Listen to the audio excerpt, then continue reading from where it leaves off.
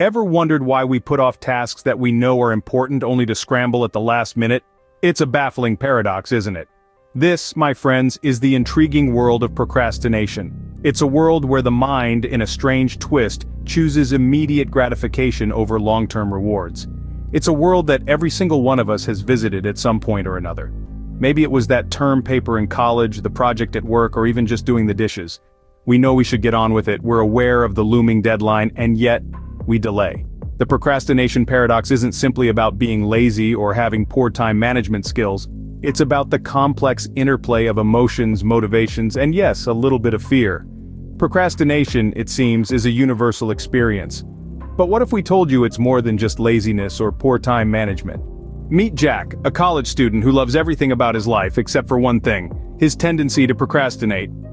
Jack was quite the character. His zest for life, infectious laughter, and ability to bring a smile to anyone's face made him quite popular.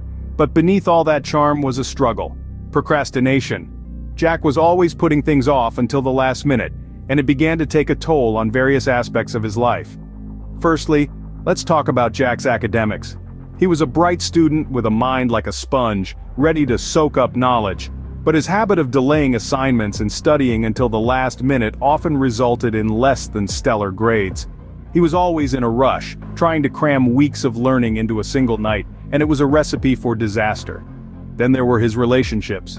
Jack was a social butterfly, always surrounded by friends. But his procrastination often led to broken promises and unmet commitments. He'd promised to help a friend with a project, only to leave them high and dry because he'd left it until the last minute and ran out of time.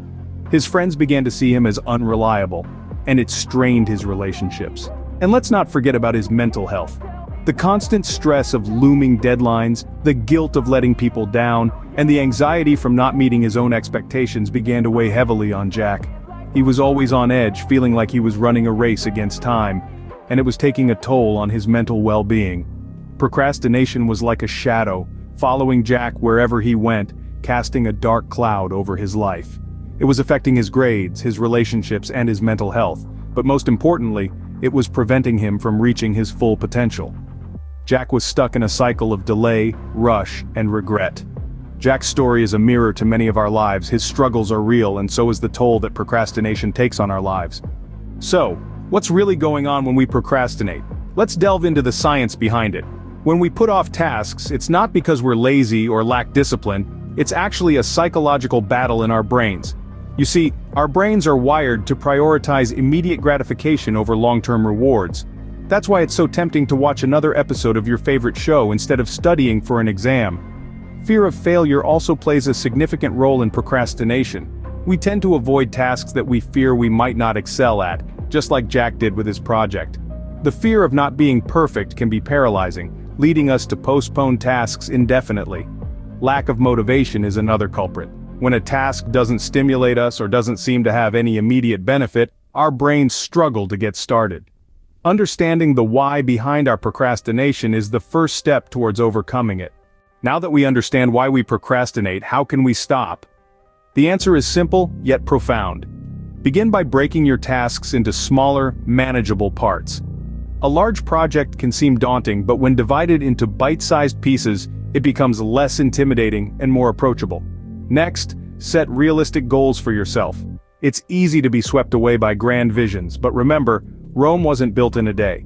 Set achievable targets, and as you hit each one, the sense of accomplishment will fuel your motivation to keep going. And don't forget to reward yourself for your progress. Each step forward, no matter how small, is a victory against procrastination. Celebrate it. Treat yourself to something you enjoy, whether a short break, a favorite snack, or a few minutes of your favorite song. Remember, the key to overcoming procrastination is taking action. So, what are you waiting for? Start now. Stop procrastinating. Change your life.